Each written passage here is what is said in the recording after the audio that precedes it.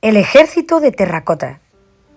Los soldados de terracota fueron creados utilizando una técnica de modelado en terracota, una forma de cerámica que se hace a partir de arcilla y se endurece mediante la cocción.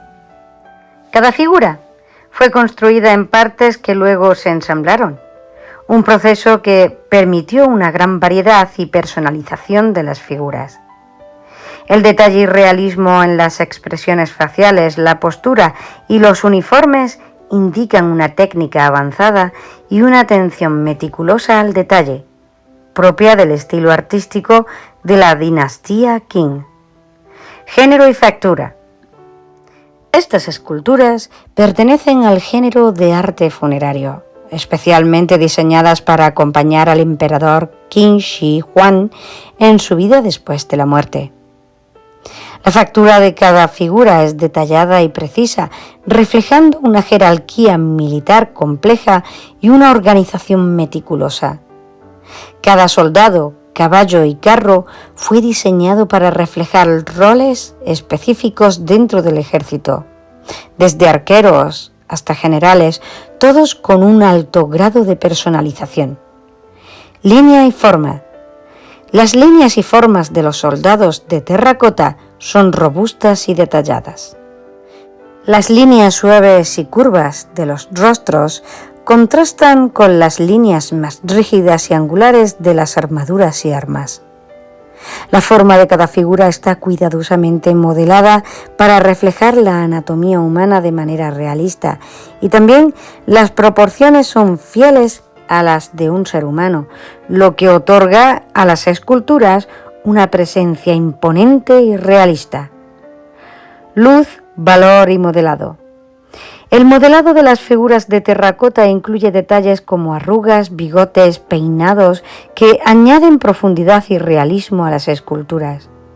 El uso de las sombras y relieves acentúa estas características, creando un juego de luz y sombra que resalta los detalles finos de cada figura. Aunque originalmente pintadas con colores vibrantes, la mayor parte de la pintura se ha desvanecido con el tiempo, pero aún así, los relieves y texturas en la terracota proporcionan un claro sentido del modelado y volumen. Color.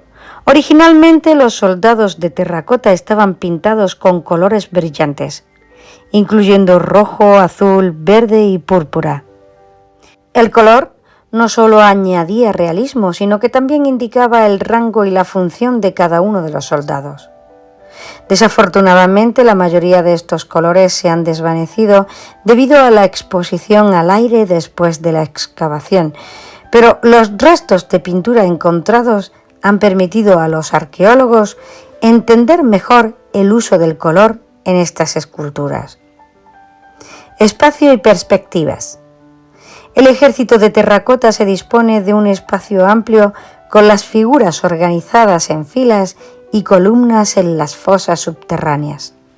Esta disposición no solo refleja la organización militar del ejército Qin Shi Huang, sino que también crea una impresión visual de un ejército interminable, listo para proteger al emperador en la otra vida. La perspectiva de las figuras, las vistas en conjunto, da una sensación de profundidad y grandeza. Composición y diálogo entre formas.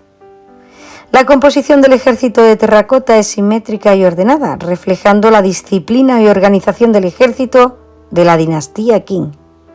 Cada figura está posicionada de manera que interactúa visualmente con las demás, creando así una cohesión que sugiere unidad y fuerza colectiva. Este diálogo entre las formas individuales contribuye a la impresión de un ejército cohesionado y poderoso. Sentido de la lectura, movimiento y ritmo. El sentido de la lectura en la disposición de los soldados de terracota es lineal, con un claro sentido de orden y jerarquía. El movimiento, aunque implícito en las posturas dinámicas de algunas figuras, es más bien estático, lo que sugiere una vigilancia perpetua. El ritmo se establece a través de la repetición de figuras similares, creando una sensación de orden y previsibilidad que refleja la estructura militar. Grado de figuración, temática y función. Las figuras de terracota son altamente figurativas, representando de manera realista a los soldados, caballos y carros. La temática es predominantemente militar, destinada a proteger y servir al emperador en la otra vida. La función de estas figuras era simbólica y ritual, asegurando que el emperador estuviera acompañado y protegido en su vida después de la muerte. Contexto histórico, social y político. Los soldados de terracota fueron creados durante el reinado de Qin Shi Huang, 259 al 210 a.C., el primer emperador de China. Este periodo fue marcado por la unificación de China y la estandarización de pesos, medidas y escritura. La creación de este ejército subterráneo refleja el poder absoluto y las ambiciones del emperador, así como su creencia en una vida después de la muerte, donde necesitaría protección y compañía. Contexto económico y artístico. El proyecto de los soldados de terracota requirió enormes recursos económicos y mano de obra, reflejando la capacidad organizativa y económica del Estado Qing. Desde un punto de vista artístico, las esculturas representan un avance significativo en la técnica y la estética, combinando realismo con idealización, y muestran la habilidad y talento de los artesanos de aquella época. Biografía del artista e historia de la obra. Los nombres de los artistas individuales que trabajaron en los soldados de terracota no se conocen, pero se cree que miles de artesanos y trabajadores contribuyeron al proyecto. La obra fue parte de un complejo funerario masivo destinado a glorificar al emperador Qin Shi Huang y asegurar su poder en la otra vida. Este proyecto monumental destaca la importancia del emperador en la historia de China y su legado duradero. Influencias en el autor de otros artistas e influencia de este en los demás. Los soldados de terracota muestran influencias del arte y cultura de la China antigua, incluyendo técnicas de escultura y modelado de la época. El proyecto así ha sido influido profundamente en la percepción moderna del arte funerario y la arqueología china, destacando el poder y la sofisticación del Estado Qing y dejando un legado que sigue fascinando a estudiosos y visitantes por igual. Curiosidades y misterios. Diversidad de rostros. Aunque hay miles de soldados de terracota, no hay dos rostros exactamente iguales, lo que sugiere un nivel de personalización y detalle que es totalmente sorprendente para una obra de tal magnitud. Desaparición de colores. Originalmente las figuras estaban pintadas con colores vivos, pero la mayoría de la pintura se desvaneció poco después de la excavación debido a la exposición al aire, un misterio que sigue siendo algo desafiante a los conservadores. Tecnología desconocida. Las técnicas exactas utilizadas para crear y ensamblar las figuras siguen siendo en gran parte desconocidas, incluyendo cómo lograron el nivel de detalle y la durabilidad de las esculturas. Fosas inexploradas. Gran parte del complejo funerario aún no ha sido excavado y se especula que contiene muchos más secretos, incluidos otros tipos de figuras y artefactos que podrían arrojar a la luz mucho más sobre la cultura Qing. Propósito espiritual. Aunque se cree que los soldados fueron creados para proteger al emperador en la otra vida, los detalles exactos de las creencias y rituales asociados siguen siendo un auténtico misterio. Ingeniería de la tumba. La tumba de Qin Shi Huang, donde se encuentran los soldados, es un complejo subterráneo increíblemente avanzado, con ríos de mercurio y trampas diseñadas para proteger contra los saqueadores, muchos de los cuales aún no han sido totalmente explorados. Y es que los soldados de terracota siguen siendo una de las maravillas arqueológicas más importantes del mundo actual. un testimonio de la grandeza de la China antigua y un enigma que continúa fascinando a arqueólogos, historiadores y turistas. Un reciente descubrimiento arqueológico en Xi'an ofrece nuevas pistas sobre la historia del primer emperador de China. Y es que el descubrimiento del ejército de terracota en 1974 por un grupo de agricultores cerca de Xi'an ha sido uno de los hallazgos más importantes del siglo XX. Este ejército, creado para proteger la tumba del primer emperador de China, Qin Shi Huang, incluye miles de figuras de soldados, caballos y carros, todos hechos de terracota y pintados con colores vibrantes que lamentablemente se han desvanecido con el tiempo. El sitio arqueológico sigue revelando nuevos secretos. Hasta la fecha, los arqueólogos han desenterrado más de 8.000 figuras, todas organizadas en 3 fosas principales. La fosa número 1 contiene un ejército de formación de ataque, mientras que la fosa número 2 alberga una formación más compleja de arqueros, soldados de infantería y carros. La fosa número 3, por su parte, parece haber sido destinada para el comandante en jefe del ejército. Los recientes estudios y excavaciones han utilizado tecnologías avanzadas como el escaneo tridimensional y el análisis químico para desentrañar más detalladamente el ejército de terracota. Uno de los hallazgos más sorprendentes es la preservación de armas de bronce, algunas de las cuales se mantuvieron sin oxidarse gracias a una capa de cromo, una técnica que demuestra un alto nivel de conocimiento metalúrgico para la época. Además, se ha descubierto que cada figura de terracota es única a pesar de ser producidas en serie a partir de moldes. Los artesanos modificaban detalles como las expresiones faciales y los peinados para dar la apariencia de un ejército diverso y realista. Esta atención al detalle refleja la importancia de esta creación para el emperador y su deseo de llevar consigo al más formidable ejército en su vida después de la muerte. Y es que estos descubrimientos no solo proporcionan información sobre habilidades técnicas y artísticas de la antigua China, sino que también ofrecen una nueva perspectiva sobre la organización militar y la estructura social del periodo Qing.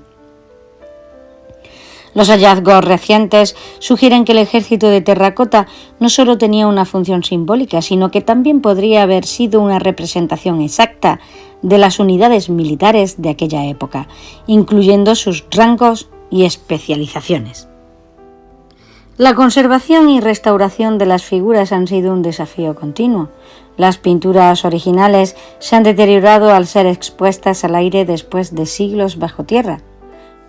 Los arqueólogos han establecido laboratorios en el sitio para trabajar en técnicas que permitían preservar los colores y restaurar las figuras a su estado original tanto como sea posible. Así, el ejército de terracota de Xi'an sigue siendo una fuente inagotable de descubrimientos arqueológicos que continúan sorprendiendo y fascinando al mundo. Cada nuevo hallazgo no solo amplía nuestro conocimiento sobre la dinastía Qin y su primer emperador, sino que también desafía nuestras percepciones sobre la antigua China y sus capacidades tecnológicas y artísticas. Con la ayuda de tecnologías avanzadas y un compromiso continuo con la excavación y conservación, los arqueólogos esperan seguir desentrañando los muchos misterios que aún rodean a este impresionante ejército de terracota. Sin duda, Xi'an seguirá siendo un punto focal para el estudio de la historia y la arqueología de China. La historia Guerreros Terracota se remonta a hace más de 2.200 años. Tras su descubrimiento y posterior estudio, se sabe que comenzó a construirse en el año 246 a.C. y se acabó en el 206 a.C. El objetivo de la construcción de ese ejército era la protección de la tumba del emperador Qin Shi Huang. La construcción de este tipo de mausoleos para la protección espiritual de los emperadores era muy común. Se comenzaba con ella poco tiempo después de que se nombrara al emperador con ese puesto. La construcción de este monumento se vio obligada a terminar rápidamente en el 206 a.C. debido a la destrucción de la capital de Qin por una rebelión campesina. Durante los 40 años que se tardaron en completarlo, trabajaron más de 720.000 personas. Este monumento fue tan sorprendente que hizo más famosa y conocida la dinastía Qin, que existió hace unos 2000 años. El ejército de los guerreros de terracota fue descubierto en el año 1974 por unos agricultores que estaban cavando un pozo. Años atrás ya se había encontrado en esta misma zona algunos restos de los que se creía que eran los guerreros de terracota. Pero mucha gente empezó a creer que era una leyenda y que nunca fueron creados. Los agricultores que estaban cavando al pozo dieron una pieza entera de uno de los guerreros. Informaron en el pueblo y rápidamente se pusieron en contacto con el Departamento de Patrimonio Cultural local. Después de numerosos años de trabajo, los arqueólogos chinos fueron capaces de limpiarlo por completo. Este primer descubrimiento, al que llamaron Pozo 1, se abrió a los ciudadanos en el año 1979, mostrando las 2000 estatuas que habían sido descubiertas. En total, lo que los arqueólogos han sido capaces de descubrir han sido más de 8000 estatuas de soldados, una caballería de 150 animales, 130 carros tirados por toros, 520 caballos y hasta 40.000 puntas de flecha, junto con docenas de espadas, lanzas, ballestas y otras armas de bronce. Características de las estatuas que conforman este ejército. Tras años de mucho análisis e investigación, se supo que las estatuas no estaban construidas en una sola pieza. Las piezas que la conforman se fabricaban por separado y después se unían. Para crear los rostros de los guerreros se utilizaron 10 moldes diferentes. Estos se personalizaban después con arcilla con la finalidad de que ninguno fuese igual y pareciese lo más real posible. Además, las figuras se esmaltaban y pintaban con pigmentos de diferentes colores, de los cuales no se ha podido recuperar prácticamente nada. Lo que sí sorprendió y sigue sorprendiendo a los equipos de expertos que aún estudian estos pozos fueron las armas. A pesar de haber estado más de 2000 años enterradas, se mantenían intactas, y esto era debido a uno de los materiales con el que estaban fabricadas: restos de cromo. Pero no son restos de un proceso de cromo como tal. En realidad, es una contaminación procedente del esmalte que se aplicaba a las figuras y a los componentes de madera con los que contaban, que hoy están desaparecidos. Esto, junto a las características del suelo de Xi'an, han sido los elementos clave para conservar así las figuras mejor que cualquier tratamiento químico. Todo el que esté interesado puede ver este gigante monumento en el famoso museo del sitio del mausoleo del emperador Qin Shi Huang. Está ubicado a unos 42 kilómetros al este de la ciudad de Xi'an, en el distrito de Lintong. El museo se construyó sobre la propia excavación para evitar posibles desperfectos en las estatuas al trasladarlo a otro sitio. Al igual que te contamos que las estatuas que verás son las auténticas y verdaderas que se construyeron hace más de 2000 años, también te contaremos que la tumba del emperador que verás es solo una réplica. El montículo donde se encuentra la tumba del emperador nunca se ha abierto ni se abrirá al público. El museo cuenta con 2 partes. La primera es la que hace referencia al ejército de terracota y la otra es el mausoleo del primer jardín Lishan del emperador Qin. Entre ellos hay una distancia de unos 1,5 kilómetros. Si no quieres o no puedes hacer este recorrido andando, no te preocupes, encontrarás muchos autobuses a tu disposición que te llevan de un punto a otro. Hoy en día se encuentran también abiertos los pozos 2 y 3 y se puede ver en ellos a bastantes arqueólogos trabajando. Una de las fechas más importantes para todos los ciudadanos chinos, junto con el año en el que se descubrió este complejo, es el año 1987. En esta fecha, la UNESCO declaró el mausoleo del primer emperador Qing junto con el ejército de terracota como Patrimonio Cultural de la Humanidad. Tras someter a los otros 6 reinos en que China estaba dividida, Zheng, el señor del reino de Qing, tomó el título de Shi Huangdi, primer emperador. De su enorme poder da idea del ejército que le acompañó en su viaje al más allá. Durante milenios, la figura de Qin Shi Huangdi, el primer emperador, ha sido denigrada por la historiografía oficial china. Los diversos testimonios tendían a presentar a este soberano de finales del siglo III a.C. como un déspota e incluso como un paranoico. La única descripción que conservamos de él no le es en modo alguno favorable. Como hombre, el rey Qin es de nariz ganchuda, ojos alargados, pecho de ave de rapiña y voz de chacal. De bondad tiene muy poca y su corazón es como el de un tigre o el de un lobo.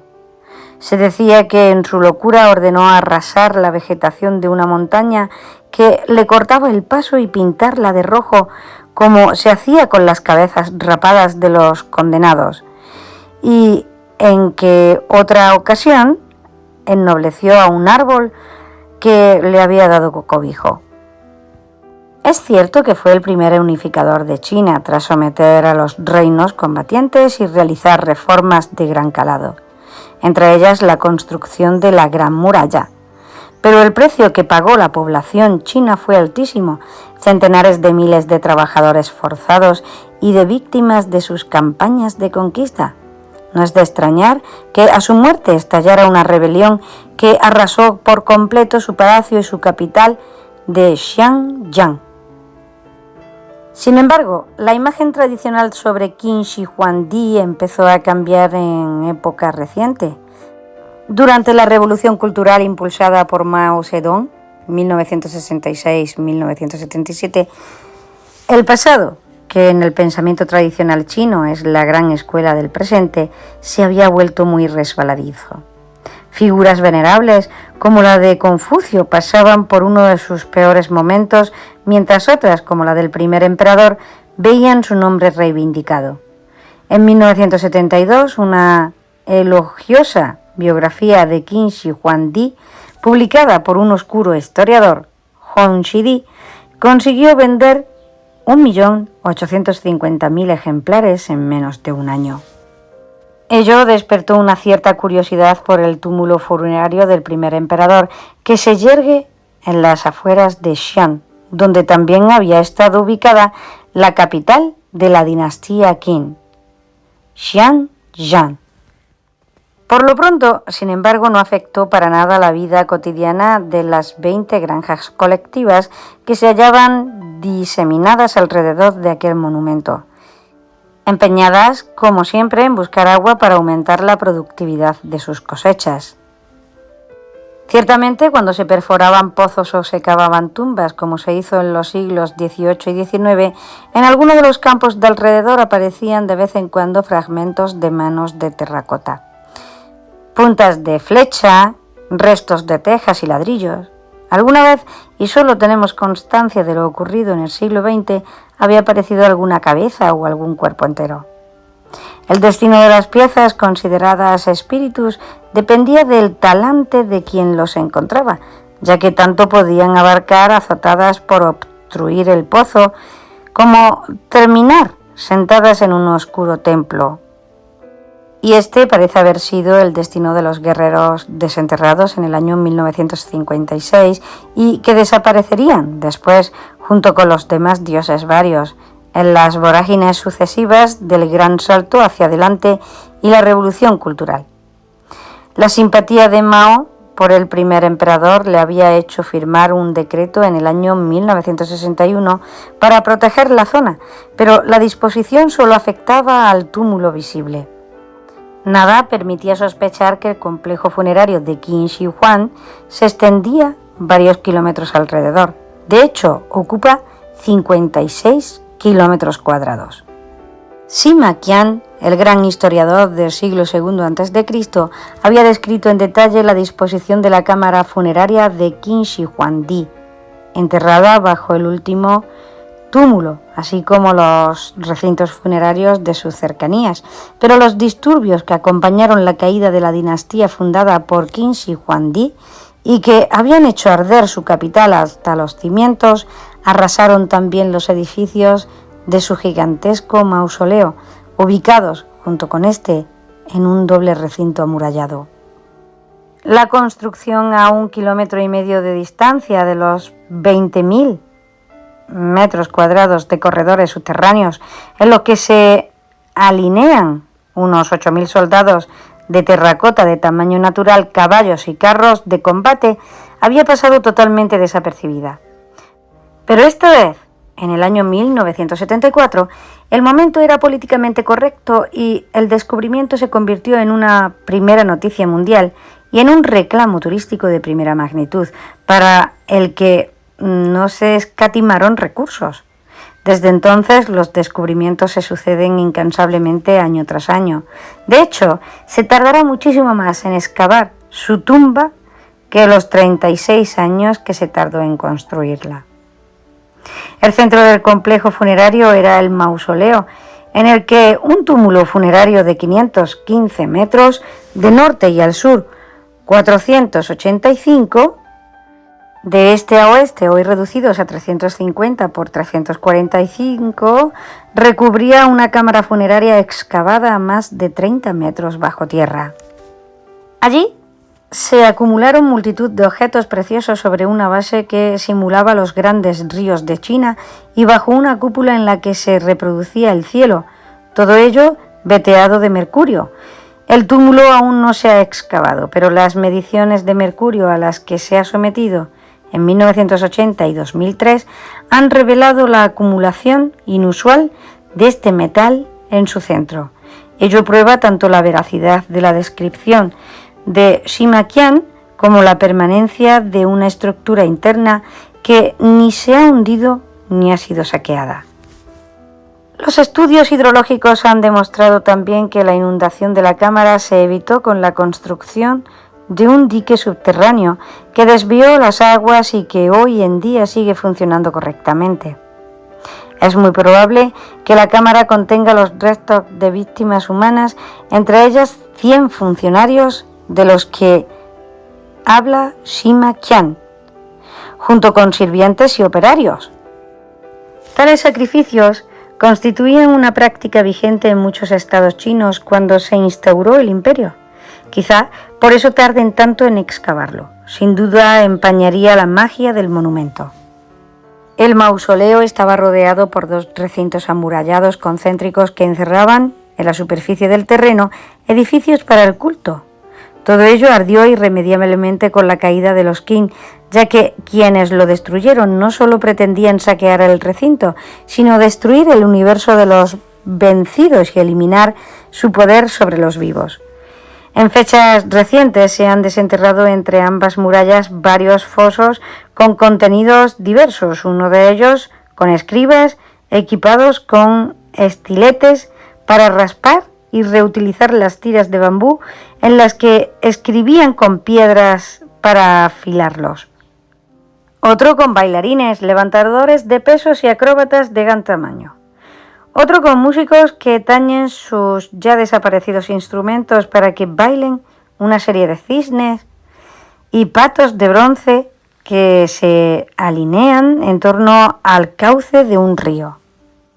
Una gran multitud de pequeños fosos, hasta 600, en los que mozos de establo de tamaño algo menor que el real cuidan cada uno de un caballo real, del que solo queda un esqueleto y una armería en la que se acumulan placas de piedra perforadas con las que construir armaduras, tanto de hombres como de caballos, y cascos, piezas con las que hasta la fecha se ha logrado reconstruir 2 armaduras y un casco. Lo más extraordinario sigue estando fuera de las murallas que vuelven al mausoleo. A 1500 metros hacia el este del túmulo se sitúan las 3 fosas destinadas al ejército, cada una de las cuales cumple funciones diferentes. Hay también una 4ª fosa, pero está vacía, prueba de que la construcción se abandonó sin terminar cuando los grandes disturbios barrieron del mapa la dinastía de Qin.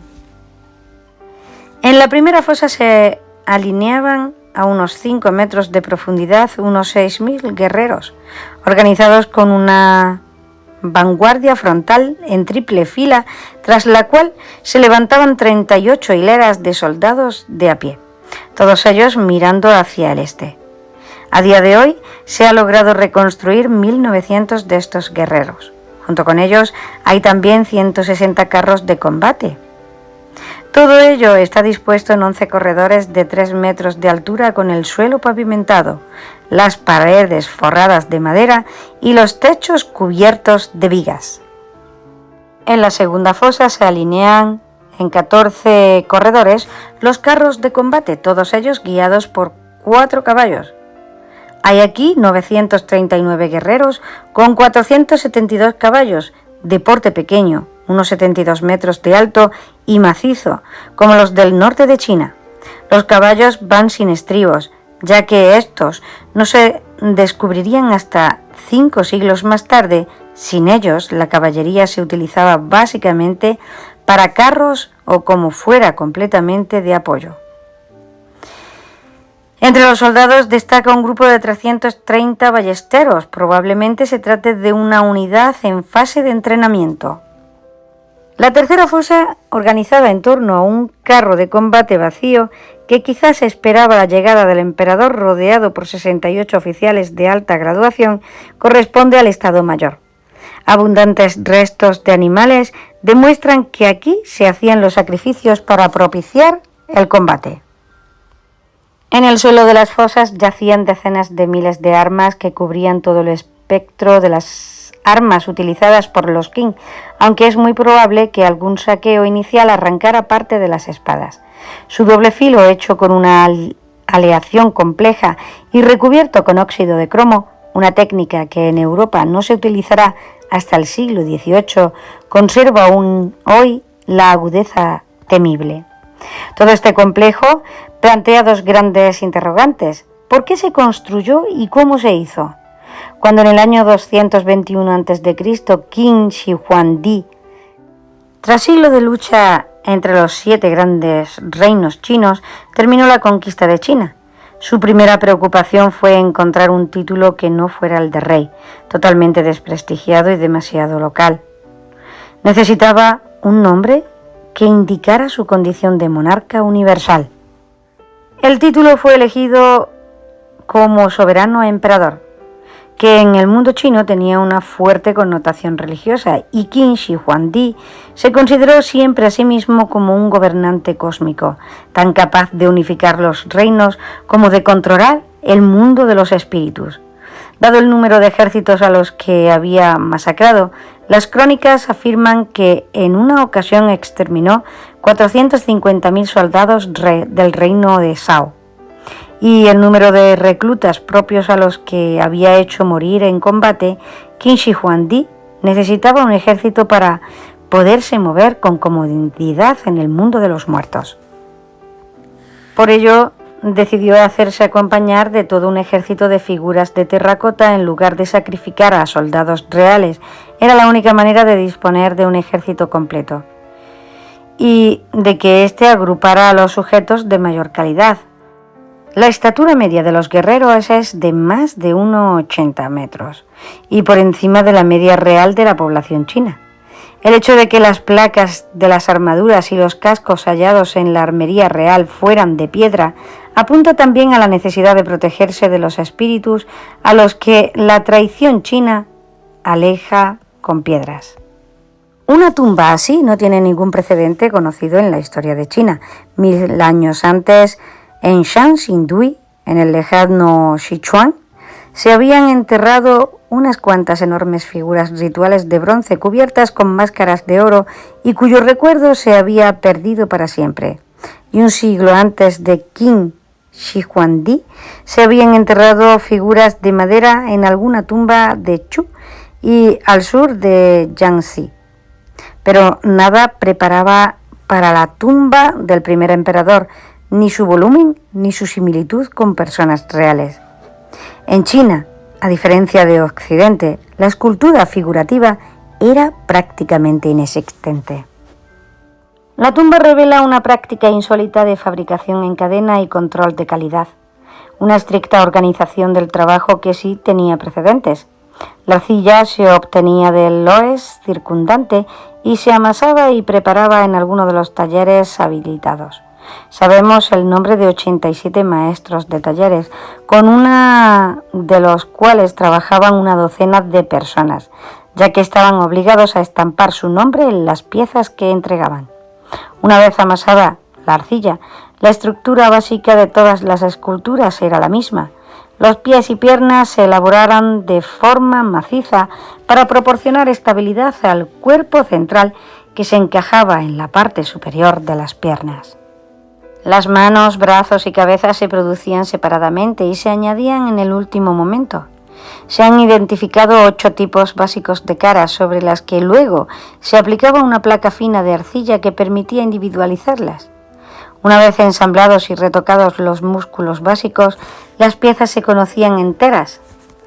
Para ello necesitaban unos hornos enormes, pero ninguno de ellos ha aparecido en las cercanías de la tumba, que es donde debían estar necesariamente.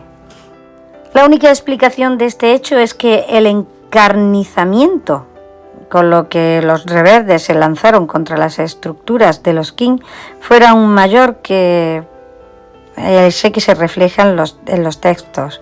En la tumba imperial no solo trabajaron artesanos, los textos hablan de 700.000 deportados destinados a la construcción de la tumba y del palacio de Afang.